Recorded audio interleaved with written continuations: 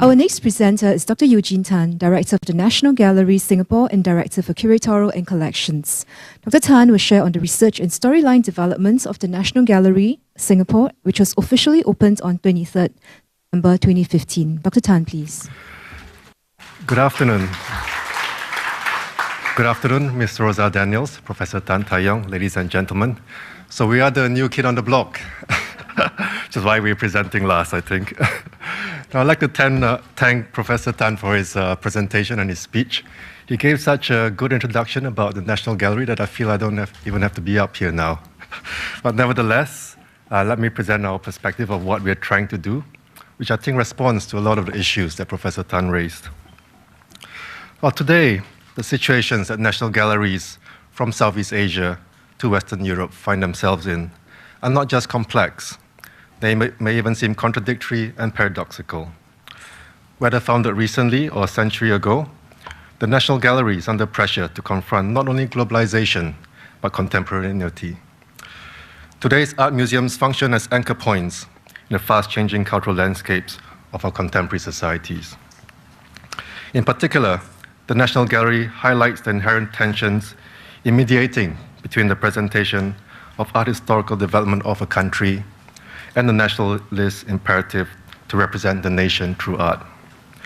This is further complicated in Southeast Asian countries, such as Singapore, where nationalism and nationhood have served as important themes in artistic modernism, at the same time as the modern art of Singapore has served as a space to potentiate individual expression.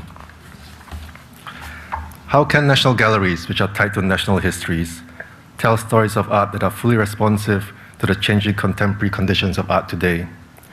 Do they transport audiences back in time, or do they bring heritage forward to the present?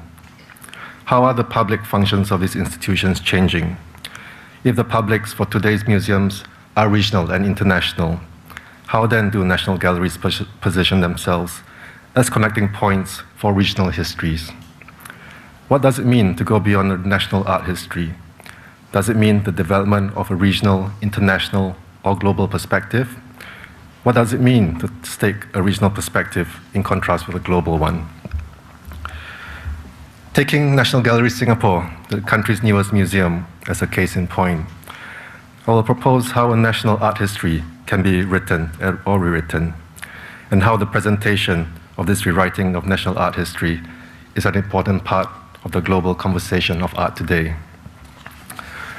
I'll outline how National Gallery Singapore addresses some of the key challenges that face many museums of the 21st century through its exhibitions and programs. National Gallery Singapore aims to re-examine Singapore's art historical development, going beyond a national art history towards the creation of a platform for regional perspectives and global conversations. The National Gallery Singapore has been converted from two national monuments, the former Supreme Court and City Hall, which were constructed in the 1920s and 1930s. The highlight of our museum will be our two permanent or long-term exhibitions, one that tells the history of Singapore art and the other of Southeast Asian art.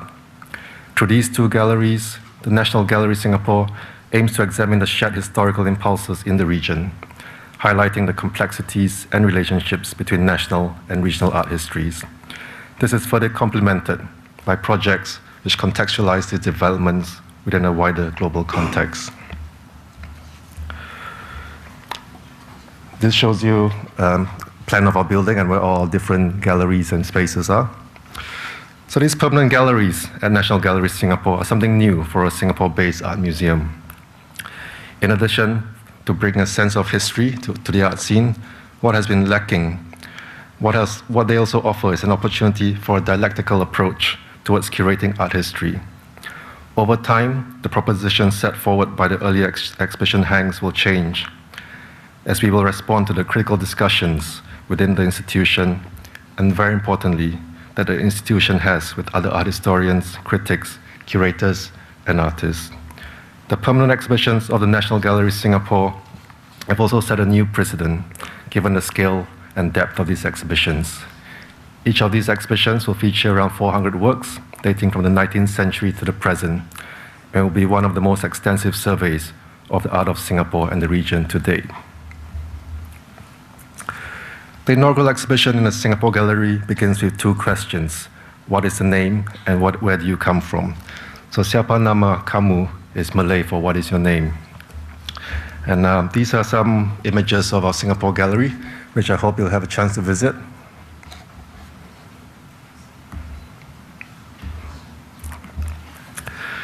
These questions, what is your name and where do you come from, are found in a painting by Chua Mya-Tee entitled National Language Class, which is a painting you see here. It was painted in the year 1959. Chua was a generation of young artists who were actively involved in the independence struggles of the 1950s. In 1959, the year when the painting was completed, Singapore had gained self-government. Malay would be declared as the national language to unite the different ethnic groups in Singapore through a common Malayan identity. Siapa Nama Kamu, which is the title of the inaugural exhibition of the Singapore Gallery, actively courts an analysis of how art and identity operate through inclusion and exclusions, representation and derepresentation, and the accumulation of art historical memory in museums. As it operates within this exhibition, it is also an intimation into what is shown, how it is shown, but maybe also what is not shown. Siapa nama kamu is then a question and an invitation. In the painting, a group of Chinese students are seated around a table, learning a national language from a Malay teacher. Behind him hangs a blackboard on which the two basic questions about identity and belonging were written. Like the title, the exhibition is a query, one into the art history of Singapore. The exhibition therefore foregrounds the consideration of the parameters of personal and national identity in art, and reflexively, the writing of a national art history in a country barely 50 years old. While Singapore has been an independent nation for 50 years, she has been a site for the production of art for much longer. And the history of modern art in Singapore that Siapa Nama Kamu presents begins in the 19th century and continues till today. The aim of Siapa Nama Kamu is to create a discussion about art in Singapore, how it has changed, who are its artists, and where do we even begin? How do we understand its art in a larger regional context? But how can we move beyond a national narrative for art history? The answer is not simply to move toward a regional perspective. For what does a regional perspective mean? If trying to define Singapore as a nation is complicated, then trying to define Singapore as a part of a region called Southeast Asia is no less complex. The field of Southeast Asian art history is a relatively new field, but which has evolved considerably within a generation. Art historians have previously focused their attentions on individual countries within the region rather than Southeast Asia as a whole. 10 years ago, scholars would argue for the recognition of the other modernities that contrast hegemonic notions of Western modernity. Today, however, researchers and practitioners have begun to move beyond the opposition of East versus West and engage in an inter-regional conversation. Of course, sociology and cultural studies are other fields that have also tackled the question of Southeast Asia as a region, and it is important to learn from those fields. Let me cite two examples from the beginning of the turn of the 21st century that show a discursive move away from the binary opposition of East versus West to an emphasis on inter-regional conversations. Sociologist Ananda Raja in 1999 wrote the essay, Southeast Asia, Comparative Errors and the Construction of a Region, where he argued that the problem is, I quote, not whether we can or cannot identify Southeast Asia as a region. The problem is that we lack a conceptual framework, if not a theory of regions as human constructs. The errors of Raja's essay title have to do with how comparative methods imply systems of classification. To think of Southeast Asia as a region is necessarily to think of other regions with which to compare it to. And yet, in the case of Southeast Asia in particular, but also more generally, the category of region is in the first place not adequately developed. His point is that we should not focus on the question of Southeast Asian regional identity in comparison to other identities. Rather, we should be looking at interactions of, I quote, intersubjectivity over geographical space and time. As Raja reminds us, such interactions were not and are not self-contained. Regions are interpenetrated systems. And in 2000, the journal Inter-Asia Cultural Studies was founded by National University of Singapore sociologist Chua Beng Huat and Taiwanese cultural studies scholar Chen Kwan Sing. They deliberately used the term Inter-Asia rather than Intra-Asia for the title of their project.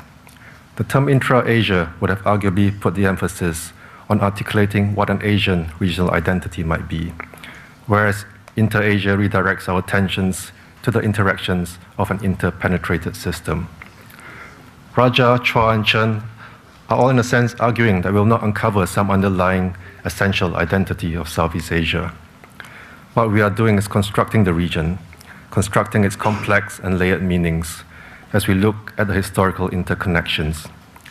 And this is what we hope to do with our other permanent exhibition, The Art from Southeast Asia. The aim of the Southeast Asia Gallery and its inaugural exhibition is to provide a regional perspective, a regional narrative, of modern art in Southeast Asia from the 19th century to the present, highlighting the richness and diversity through shared historical experiences, as well as the key impulses to art making across the region. For the first time, there will be a long-term and comprehensive exhibition devoted to the historical development of art in Southeast Asia from a regional perspective. While the current understanding of Southeast Asia is through the economic political configuration of the Association of Southeast Asian Nations, or ASEAN, and the 10 countries that it comprises, it is also acknowledged that this approach encompasses its complexities and limitations. Therefore, it is also the aim of Between Declarations and Dreams to complicate this understanding of the region and of regionality, to address how we understand Southeast Asia as a geopolitical entity, as well as an imaginary, and by consequence, the art produced within this context. The exhibition unfolds over 4 main sections, and which highlight the main impulses to art making in 4 imbricating time periods. The 19th century and early 20th century section, Authority and Anxiety, begins the narrative by exploring the role of art production in asserting cultural authority in a period of intense social instability brought about by colonization in the 19th century. They include works by artists such as Raden Saleh from Indonesia and Juan Luna and Hidalgo from Philippines, as you can see here. The next section, which looks at art from the 1900s to 1940s, highlights a period when art academies, as well as formal and informal structures, like exhibition societies and spaces, were first established in the region, giving rise to the new modern identity of professional artists. Interest in synthesizing the new mode of representation with local aesthetics can be found across the region at this time, which also marked the beginnings of a conscious reaction against academic training and practice. The 1950s to 1970s section is organized along the different perspectives on art produced from the decades of decolonization and nation building to the Cold War period.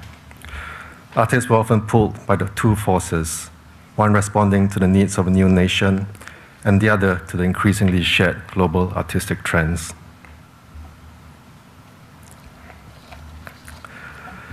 In the last section, the post-1970s, redefining art, works from this section mark a turn against conventional and academic definitions of art, as well as new social commitments and an interest in gender, class, identity, and institutional borders.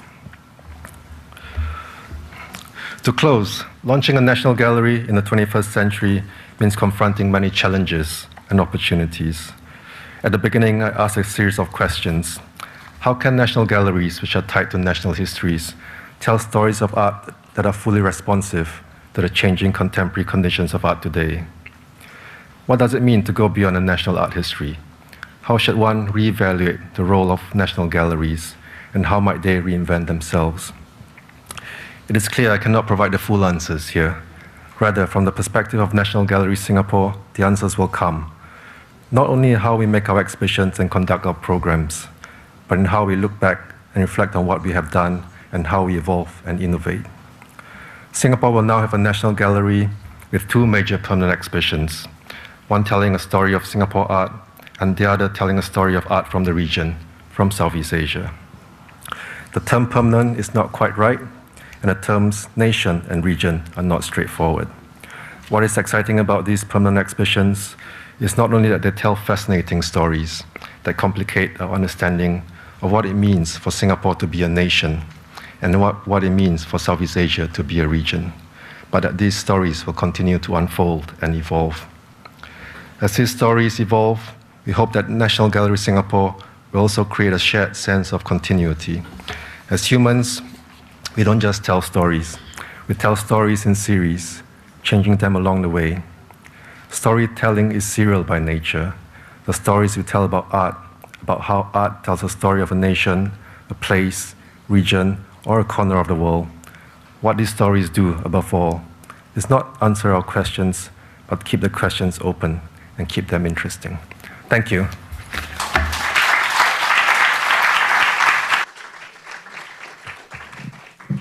Thank you, Dr. Tan. Ladies and gentlemen, we shall now proceed for a 15-minute break. May we invite you to the foyer outside the auditorium for the reception. Thank you.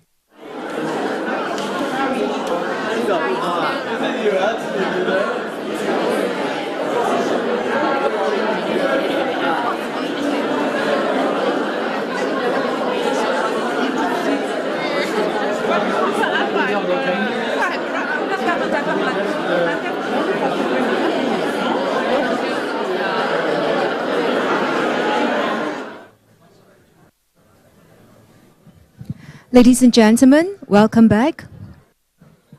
We resume the conference with a roundtable session. The participants are the heads of delegation of the Asian National Museums Association and the director of the Asian Civilizations Museum, Dr. Alan Chong. The session will be moderated by Professor Tan Tai Yong. Professor Tan will now lead and moderate roundtable session. This will be followed by the question and answer session. Professor Tan, please. Good, thank you very much. Welcome back. I'm now saying a new definition of round table. At first it is not round and there isn't a table. So, but I guess it's the idea that counts, right? It's imagination. Alright. So, what we are trying to do the next, say, half an hour to 45 minutes, depending on how many questions we have, is to hear views from various leaders of museums across the region of the association on some of the ideas that have been raised, discussed, and elaborated in presentations earlier and in the discussions this morning. Now, I wasn't at the discussions this morning, so please pardon me if I don't know what you guys discussed, but just for this afternoon's presentations, I think we've heard some interesting thoughts about museums, their roles, the challenges, and the way they are perceived and the way they are evolving. I thought I should start by maybe just pointing out one or two things and then maybe hearing the views from my esteemed colleagues from the region on their thoughts on some of the issues. So the first one that came across from all our presentations was this idea of regionalization or regionalism, in the sense that museums now have to go beyond national boundaries and engage the region, and I think the idea of a hinterland was used to explain how museums now cannot function only within national boundaries. So maybe we should have that as a first point of discussion. I'm just wondering whether anybody would like to. Mr. Wang from China wanted to say something earlier. Oh, okay. So. Going to you? Mr. Wang? Yeah. Okay, please. Yeah.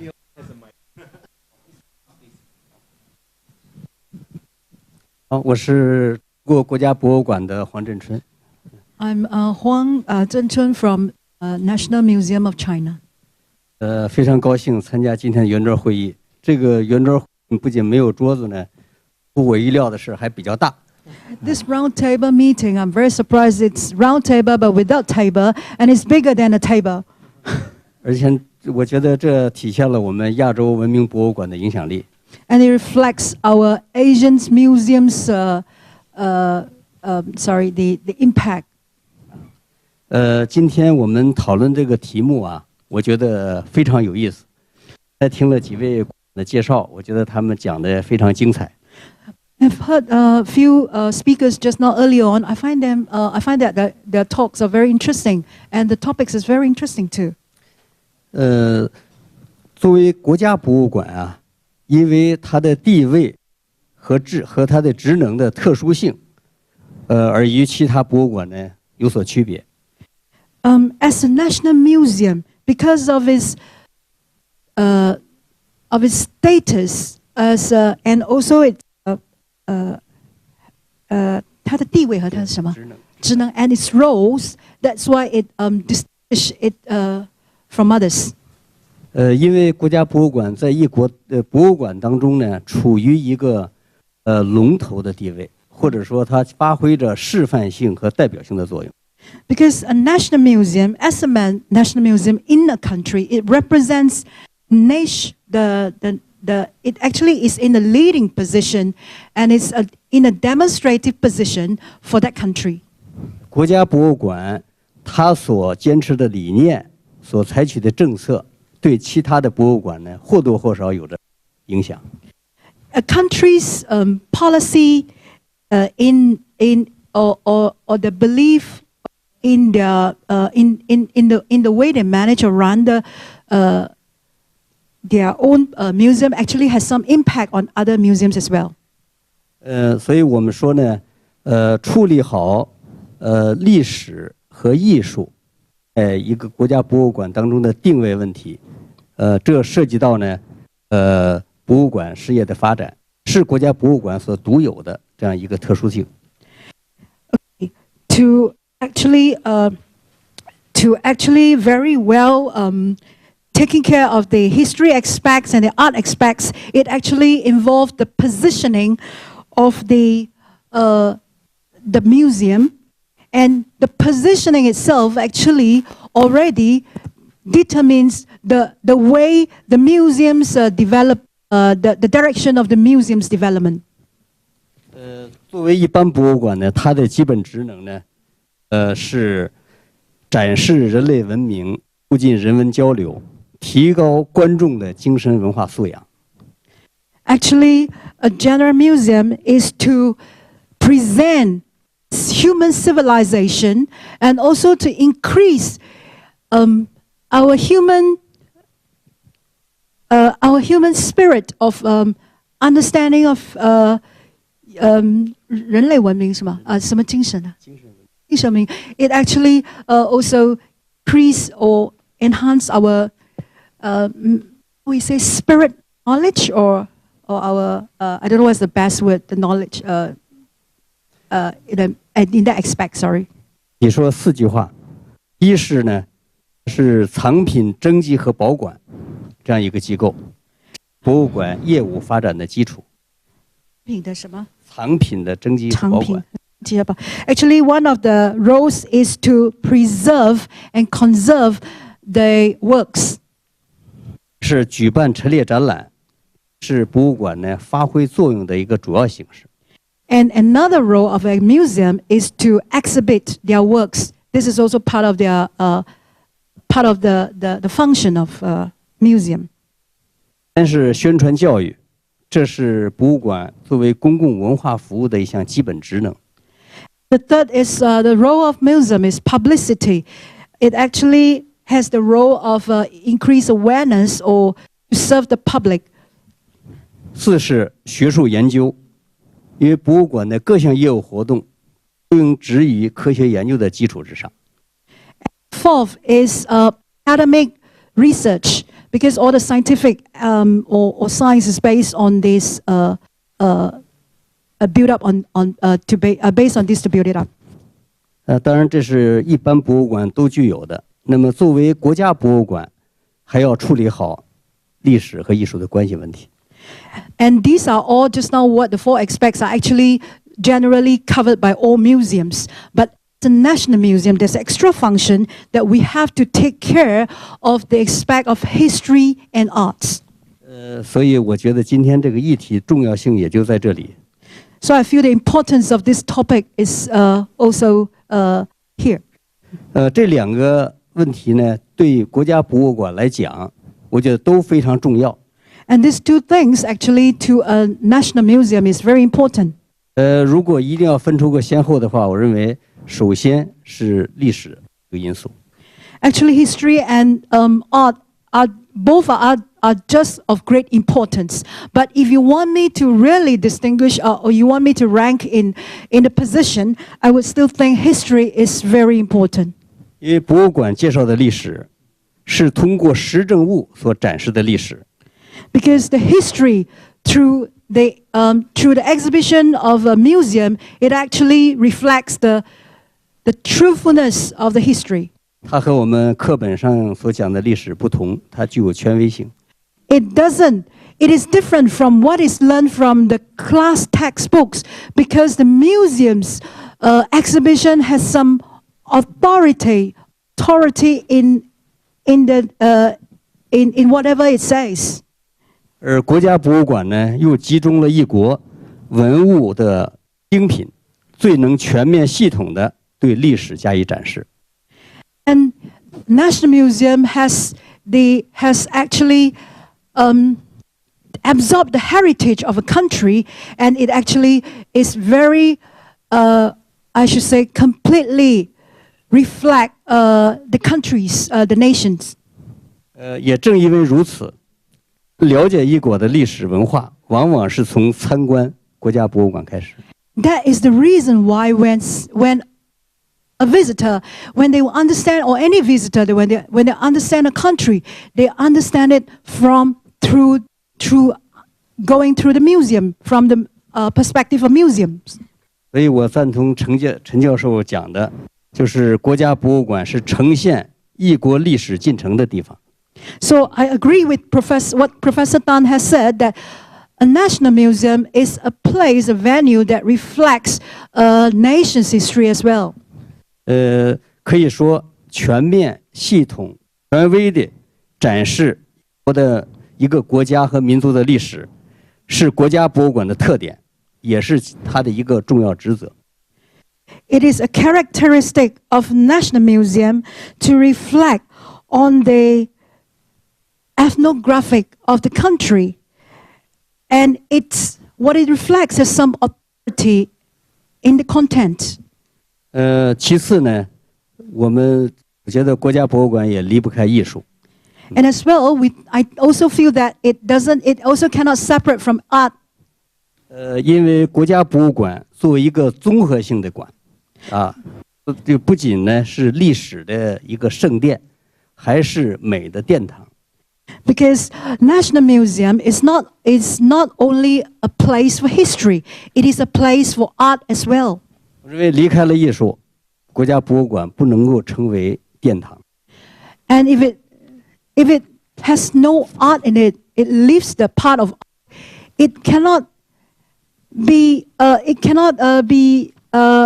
become a place, or what you call that. There's a name for it, a hall for history. 不仅如此，在国家博物馆的丰富藏品中，很多藏品本身就是精美的艺术品。And not only this, through the rich collections of museums, the rich collections itself is already a fine piece of art. 中国国家博物馆呢有120万件各类藏品，其中书法、绘画、纯艺术品藏品就有3万件。China Museum of National Museum of China has currently 1.2 million of collections pieces, and out of that, we already have 30,000 which are calligraphy and paintings. 一个国家博物馆往往就是一座文化艺术的宝库。A national museum actually represents a nation's treasure, the nation's treasure of arts. 我们谈论国家博物馆说离不开艺术。So when we talk about national museum, we can never separate from art. 还不仅如此，就在国家博物馆的历史类展陈中，艺术呢也是一个非常重要的因素。Not only this, in the perspective, in the area of history, 历史艺术什么？对，历史展成的。Okay, in the collections of history pieces, art is also part of the element. 如果一个历史类的展览只重视主题，只重视逻辑，而忽略它的艺术性，那这个展览呢就缺乏吸引力，也很难发挥出它应有的展陈效果。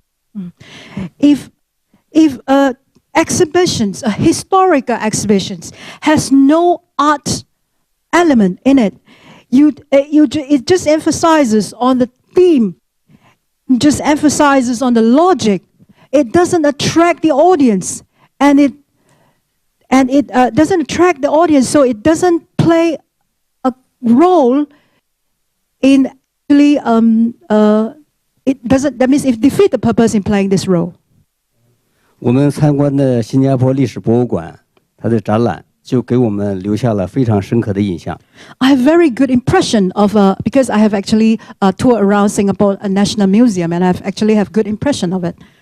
可以说是一个历史和艺术结合的很完美的一个展览。It is a very nice combination of history and art. 最后两句话就是：如果说历史是一个国家和民族的根脉，那么艺术体现的就是一个国家和民族的精神。If let's say history is the roots of a nation, then art will be the spirit of the nation. 把握好二者的平衡，是国家博物馆应该扮演好的一个角色。To balance these two is actually the role of a national museum. 谢谢各位。Thank you. Thank you, Mr. Wang. I wonder if anybody would like to respond to that or just add to what he has just said about combination of history and art in the National Museum. Any takers?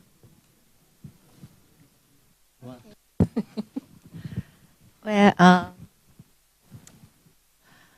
I think that the public has, when we say national, I think the public has, at least Koreans, think that means nations, art and culture. So they think if National Museum should present art and history of Korea.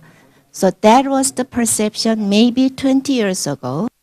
But after 2000, people realized we are into global and there's no other way, just we have to live together.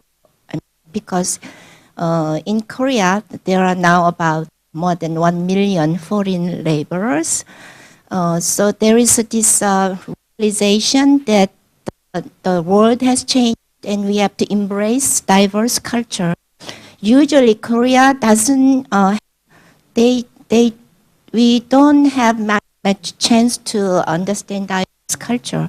So I think when we opened in 2005 to a new location, there is a wholly different approach to how to display National Museum of Korea's galleries.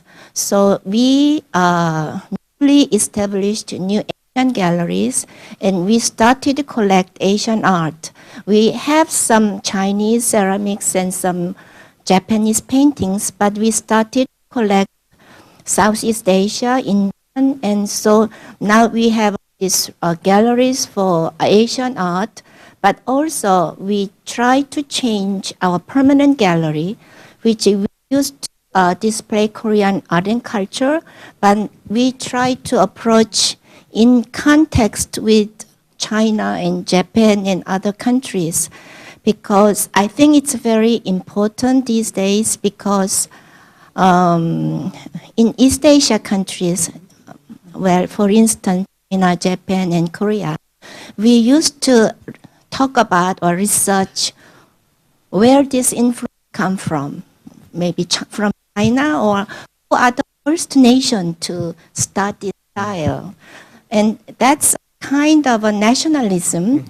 And then we thought that was the thing we should do, but now we kind of we should change this notion that, so I think from our museum is trying to show what part we played in the circulation of culture, not really show we did this first and then we are influenced by.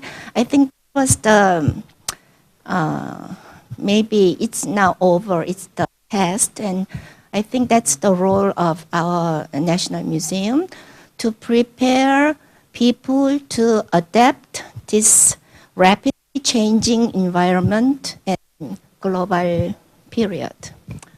Yes. Thank you, Dr. Kim. Now, yes, please. Well, art is created by man. It's come from the intelligence and skill of the human being. So it kept a lot of things that we have to learn from arts. The art is not only art, it's become the heritage. If we regarded all art object is a heritage of the museums, it's why we have to protect. Because when we learn from our heritage, that heritage will be a good tool for knowing and learning, and learn our history, learn our cultures. That's why in my country, we not regard the museum object as art only, but the heritage of our country. And then right now, we are thinking, we found a lot of the foreign objects that come. We have relationship between many countries in the past. And then we protect that object as a national heritage. Because we would like to know what the past, that why we have made collaborations or relationship with other countries to promote the peace in the future, so in the present days. But anyway, right now, we are thinking of a new term. According to our acts, we have an act to control or to cover or to protect our country and heritage, but not to protect the other heritage of the other country. But right now we are thinking of this, not the nationality or not the nationalism, but we should protect the other heritage of other country. So when we have the problem of illicit trafficking of a country property, so we should protect, even the law is not covered in this area, we try to protect the heritage of the other country too, because we would like to preserve that heritage, and we will send back if we know that this illicit trafficking of country property. But even our law is not covered that, but for the practice, all the curators or the people who working in the museum has a person who are the inspectors of this, export of the objects. So we would like to preserve the heritage of the other countries practically by this way. And then I think it's an important thing for the museum not to thinking of the heritage of our nations, but heritage of all over the world. Thank you.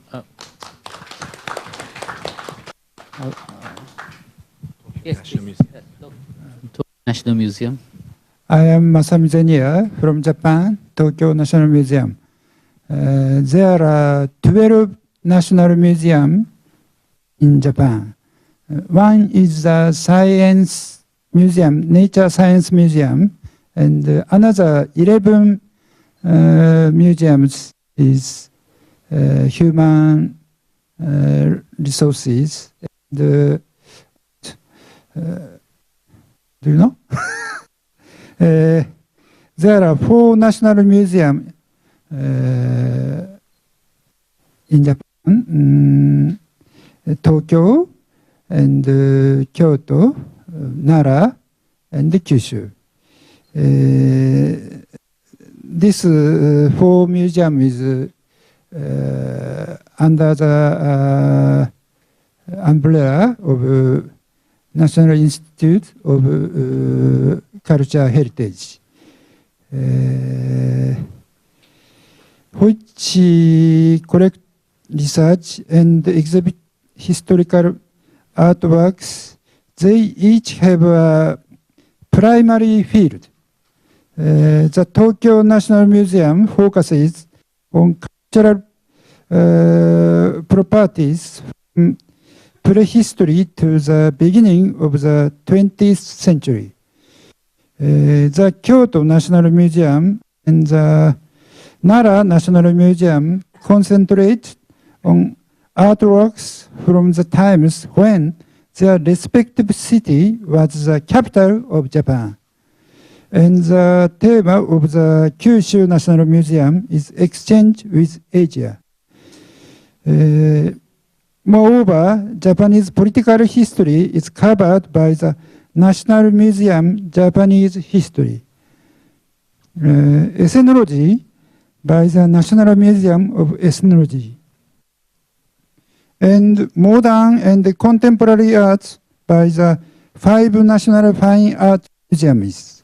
The name is Tokyo Modern Art Museum, National Gallery, Western Art Museum, Kyoto Modern Art Museum, and Contemporary International Museum in Osaka. These 5 National Fine Arts Museum. Therefore, there is no single museum in Japan that covers and seeks to balance politics, ethnology, and art. Rather, each museum has a separate field of focus in addition to its own unique qualities. That's right. Thank you very much. Now, anybody else want to say anything? If not, maybe I'll take this opportunity to open the session to the floor. You may have questions to ask our various delegates based on what you've heard. Yes, sir.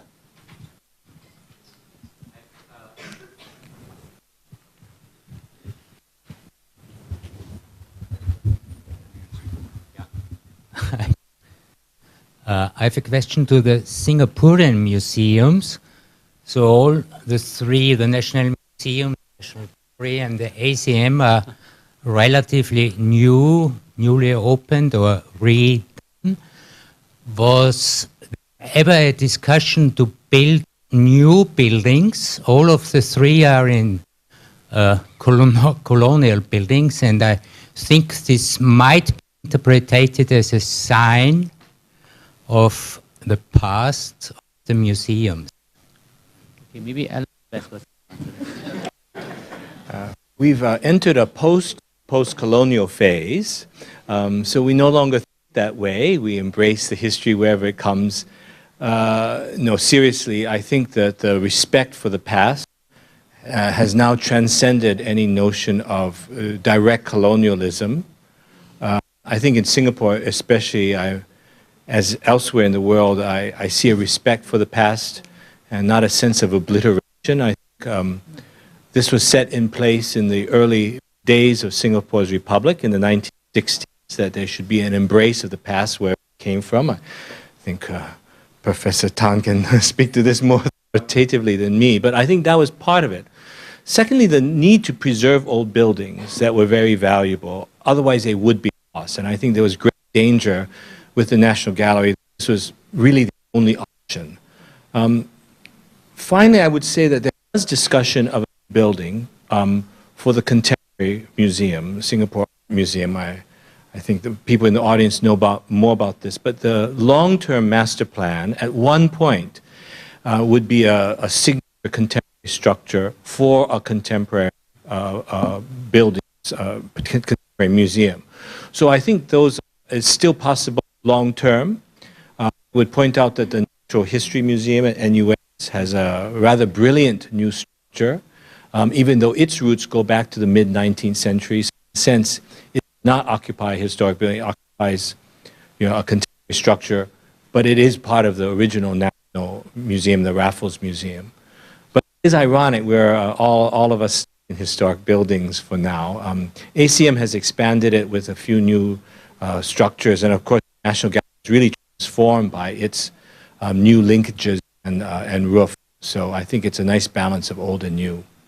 But do you want to say anything? I think that's a very comprehensive answer. Any other questions from the floor? can be addressed. Anybody sitting in front here? Yes, please, ma'am. My question, we have many curators, many people from different museums from around the world. Question is about the visit fees. I was very impressed with the lady from Korea who said that you have a very global population in your country, and Singapore, for instance, has about half the population are either non-Singaporean, non-PRs. This kind of shuts off half the population when you have to buy tickets every time you come into the museum, and especially in wealthy countries, like Singapore.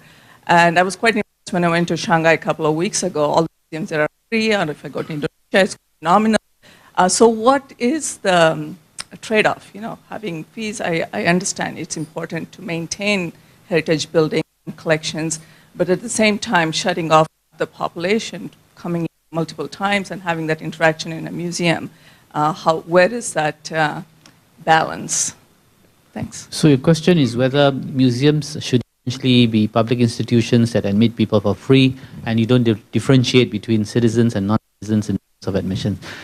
Anybody would like to take that question? How do you do your admissions policies? Okay. In Korea, everybody is free to permanent exhibition and smaller special exhibition. But for the larger special exhibitions, which is very costly, then we charge about maybe $10. But we have but we usually have, even though we sell tickets, some of the popular exhibition we get like 400,000 people. What about elsewhere? Japan? 日本の場合は東国立博物館では、子どもから高校生までは無料です。Well, at the Tokyo National Museum, we do not charge the fee to the high school students and under. 大学生から70歳までの人からは有料で入場料をいただいております。And then we charge fees for those university students and up to 70 years old. 70歳以上の方は無料になっています。Over 70, they can get the free entrance. それでFor the permanent exhibitions. いただいた入場料は館の運営資金に充てております。Fees are used for the operation of the museum. I'll just make a comment. Museum admission fees are a fraught issue all over the world. And one of the things we look for not only is the real fee, but the difference. If there's a change in the price, something is expected to happen. So there's a slightly transactional mentality. And one of the reasons that Singapore National Museum became free was to encourage more local people to go. Since, like most museums around the world, Singapore museums are more heavily trafficked by tourists who have free time and a little bit of extra money. And this is true all over the world. In New York and Paris, tourists go to museums. The ironic thing about charging for exhibitions rather than permanent exhibitions is that local people are more interested in seeing special exhibitions than the permanent collection. So we are ironically, and I don't mean to be critical of the National Museum of Korea or the National Gallery in London or the British Museum, lots of places like that, is that you're actually charging local people and putting them off from going to a special exhibition that they want to see, whereas a permanent collection is probably a little more attractive to foreign tourists. But it's a very difficult calculation, and we spend a lot of time worrying about it. Well, I just say that in Thailand, we have very exact policies about the students. If you are in uniform, you are free. No matter how old? No matter how old. Okay. Well, We don't see get a your face, uniform. it's just only uniform. Well, if you are over 60, it's free. Over 60. Yes, over 60. Disabled person, free. And then permanent and special exhibition, you just pay only the ticket for the ordinary ticket. because we would like to make people come 7 times to museums. We have the special exhibition. If we had a lot of investment, but we willing to open to public to come to museum 7 times, if you pay the ticket and you come to only the permanent exhibition, you get come to 1 time is enough for you. But when we have special exhibition, you come to visit museum again and again. This is policy to open the museum for everybody. Anybody else like to share a view on this, please? Hello, good evening. I'm Naraini from Department of Museums Malaysia.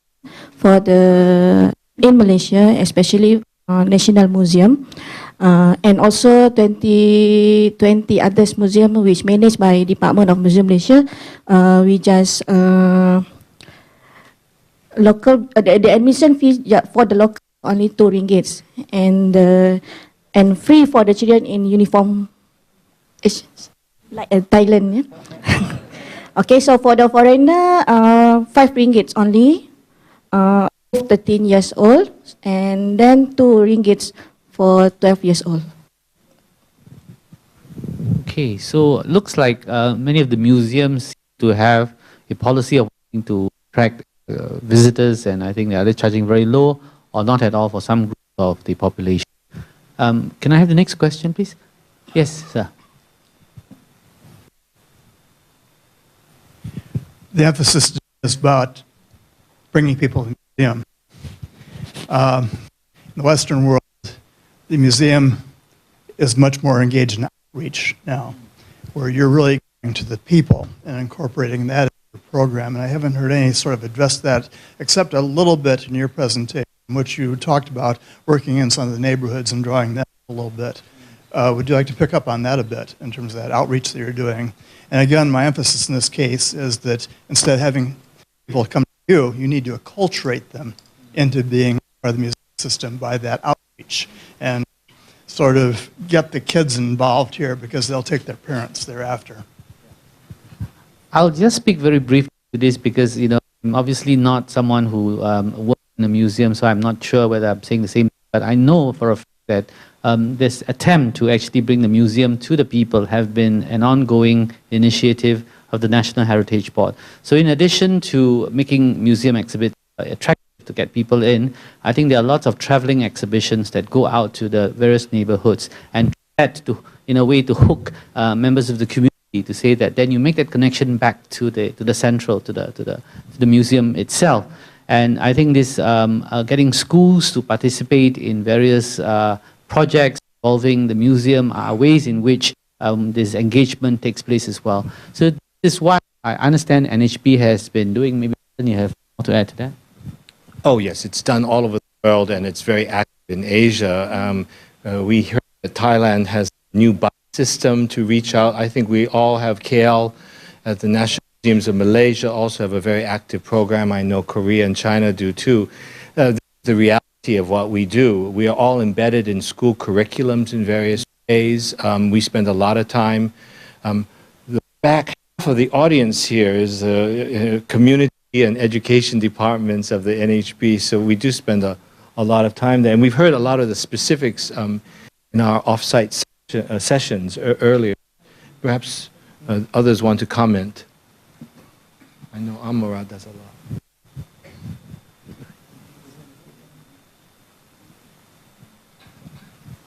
If not, I could just say that at the National University of Singapore where I work, we do have the National University of Singapore Museum. There's a biodiversity museum which has been mentioned. So what we try to do is develop courses where students would have to use museum exhibits or materials from the museum, thereby drawing them in as well. So these are ways in which we try to engage with the public, either on-site or in ways that, you know, they can be eventually be connected to the museum itself. So I think this is obviously something going to be very important, especially with regards to young population, the younger citizens. You need to attract them to the museum. Can I have the next question? Yes, please.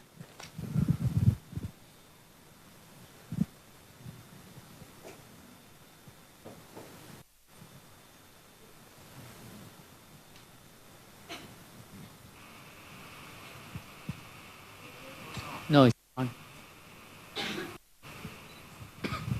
Okay. Yes. No, I think it's just coming on. No. Sorry. Hello. Helen from the Institute of Southeast Asian Studies, together with Professor Kenneth Hall here. I just wanted to have I have a question for Singaporean curators about, well, first of all, thank you very much for your very inspiring talks. Do you also have an ambition of, apart from being museum of Southeast Asian collections and history, do you also have an ambition of being a window also for other Southeast Asian countries' museum? Do you have such a project? So basically to showcase not just their collection, but also, being a place where Southeast Asian museums can also showcase their own collection. We're not actually curators, we're boring administrators, so I'm sorry about that. All three of us, not you, of course. It's an interesting question because it contains actually the seed of objection, whether it's worthwhile to simply be a window for another institution in that sense.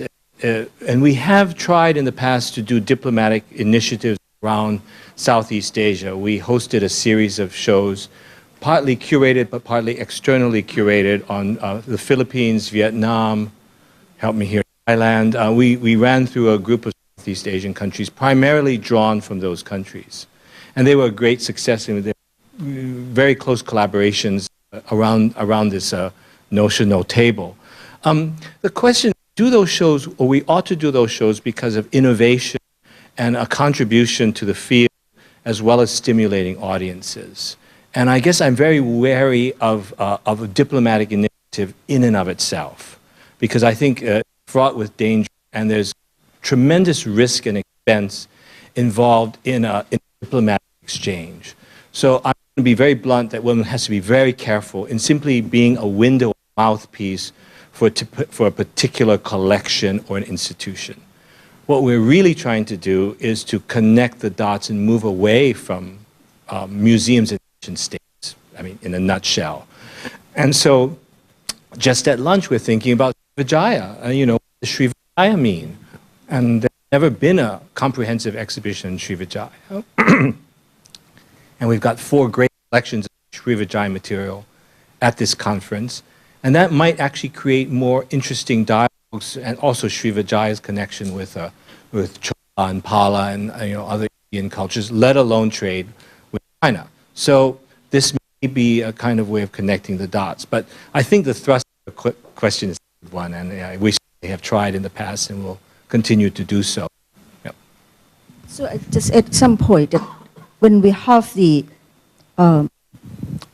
exhibition that we have any exhibition from other countries to display in our country, it's not only to enrich the knowledge of our people, but another thing that we should know, that we have to promote the relationship between the country.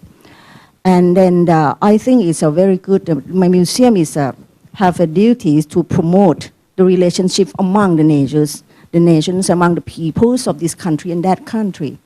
And I hope in the future we should have some kind of traveling exhibition, so we can have to have the exhibition, one exhibition that the countries can perform together, and then exchange to have and discuss. Just started from the research together and make a group of the people among the people working in the museum, for example, in our ANMA members, and then we can move and work together, set the exhibition, special exhibition, and then we move to display in that this country, and all around the area that we collaborated. So it's the way that we can promote the very close relationship among our country, and we have think that seem to be the key to reduce the conflicts among the country.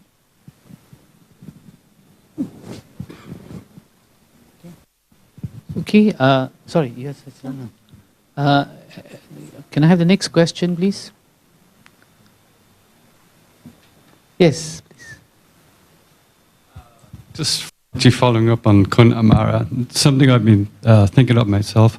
So, we talked a lot today about cross-culturalism and the sort of positive exchanges that take place, but obviously the flip side of that coin is conflict between nations, nation-states, and so forth.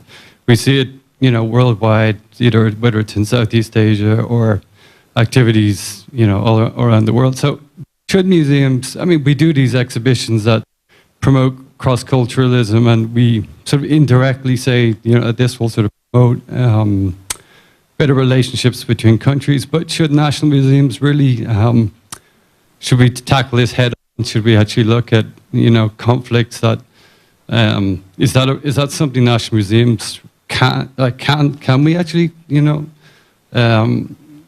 really look at these difficult issues head on, maybe in a collaborative way? Is that something that's actually possible? Is there a political will to do it? Is there an ability to do it?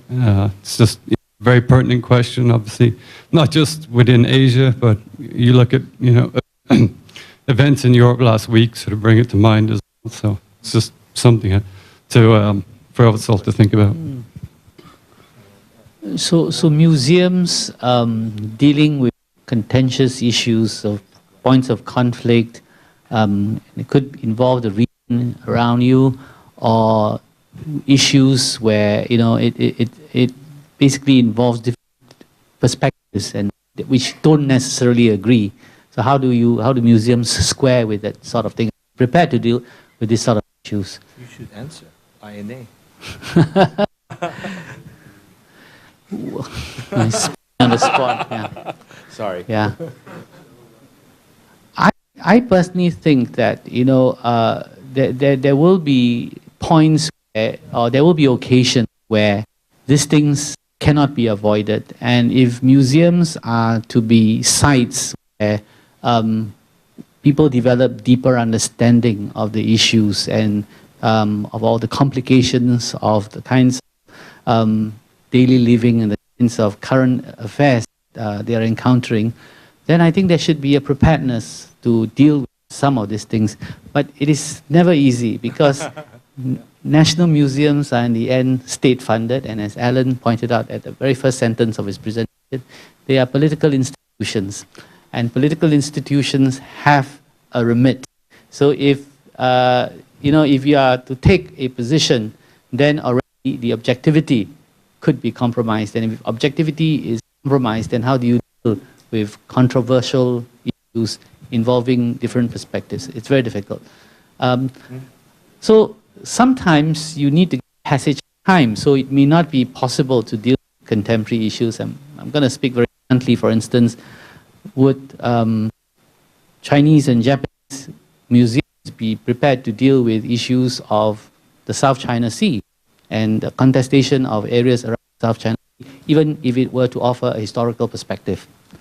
But some events may not be very current, and I think Alan hinted at the International Museum, Army, right?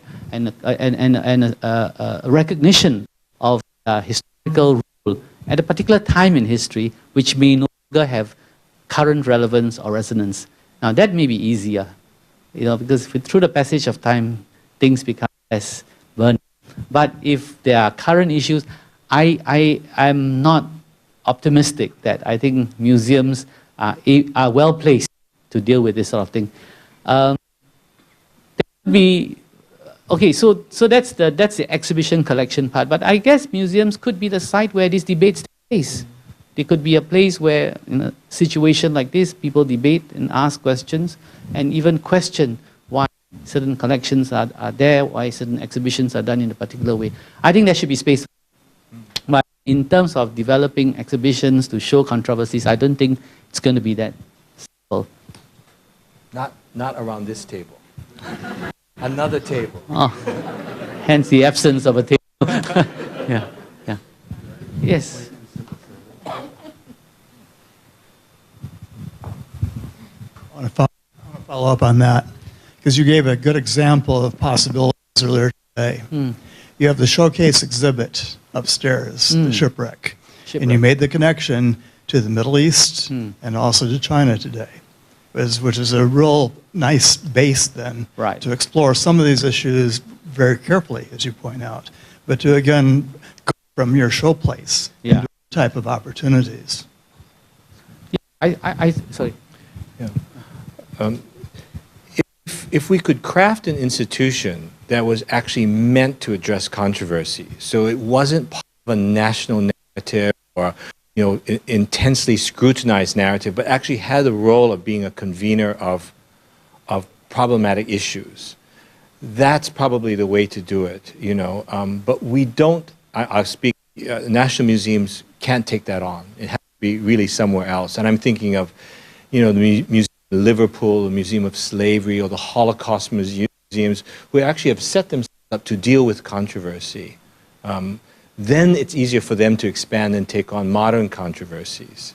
I don't think we're the right people for you, for you, Stephen.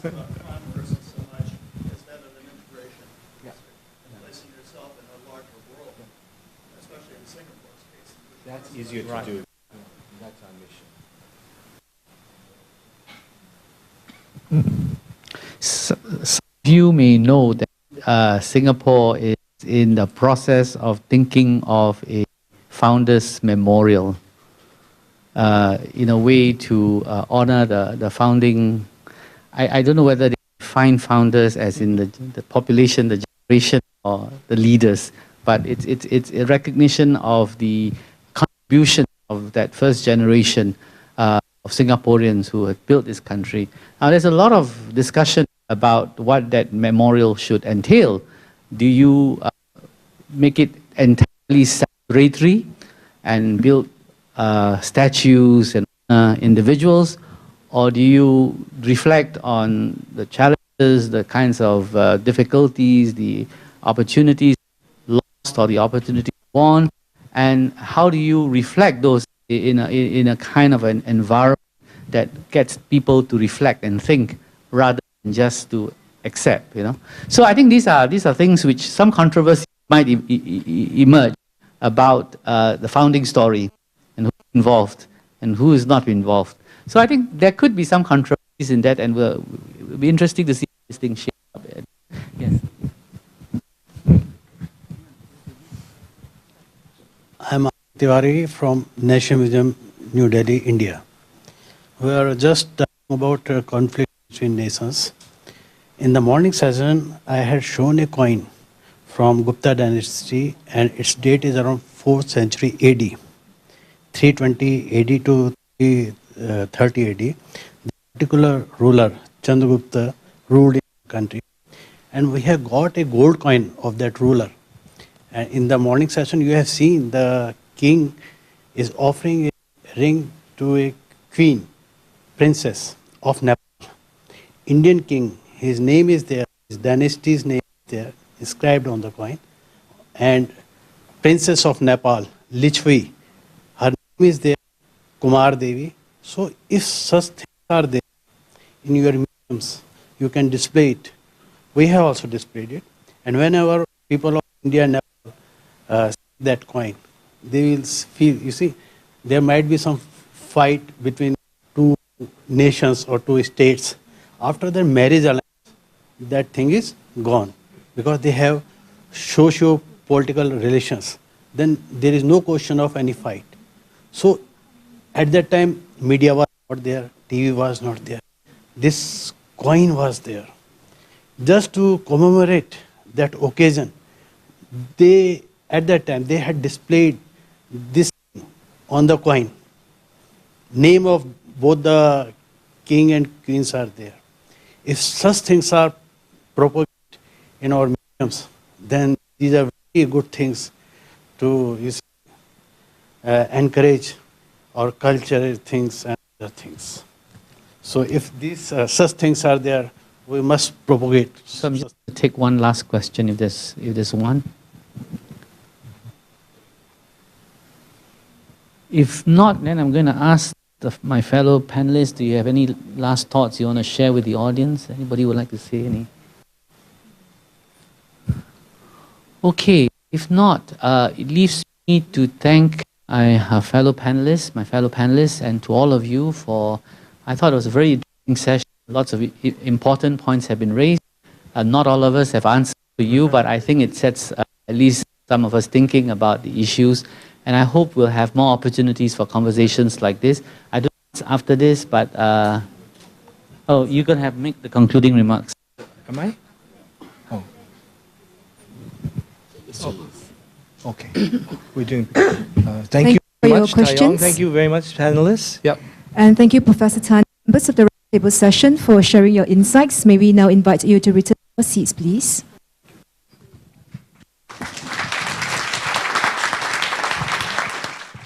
We would now like to invite Dr. Alan Chong to give his concluding remarks. Dr. Chong, please.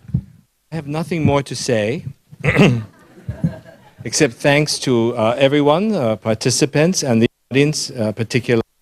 So I think we should just move on. I'm just grateful you all came, and we can conclude this. All right. Right now, Dr. Alan Chong will present a token of appreciation to all of you, our speakers, as well as the participants.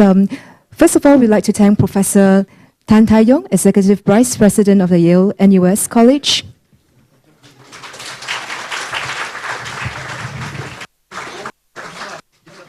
Okay, we have next Mr. Kong Virak, Director of the National Museum of Cambodia.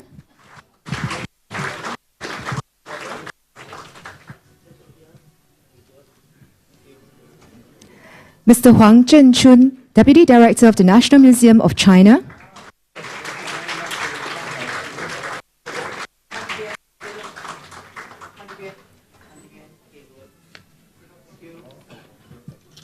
Dr. Raj Kumar Tiwari, Deputy Curator for the Numismatics and Epigraphy of the National Museum of New Delhi.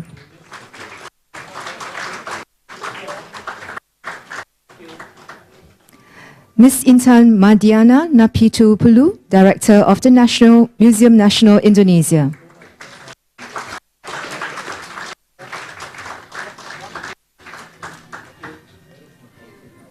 Mr. Masami Zania, Executive Director of the Tokyo National Museum.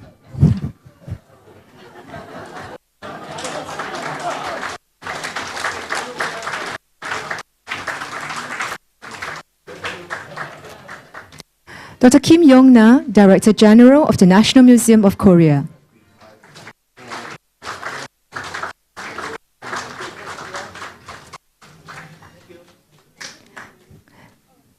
Madam Padma Laivan Kyobuna, Director of the Lao National Museum.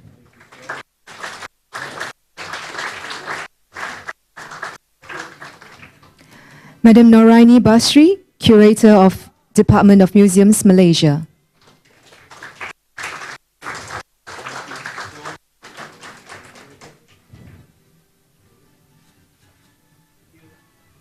Ms. Mandakini Shrestha, Director of the National Museum, Chowni.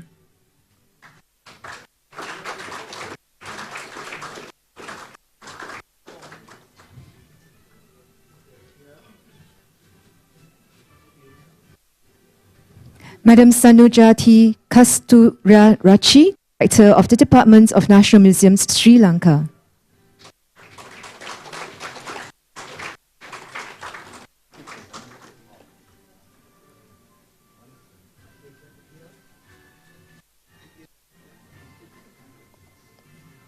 Dr. Mara Srisuchat, Advisor and Senior Expert in Archaeology and Museum, Office of National Museums, Thailand.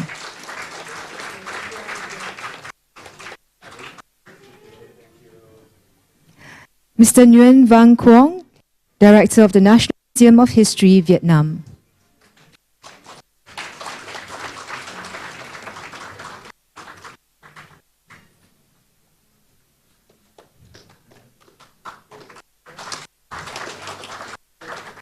Thank you, Dr. Chong. Ladies and gentlemen, we have come to the end of today's event. Thank you for being here with us at the conference. We wish you a pleasant evening. Thank you.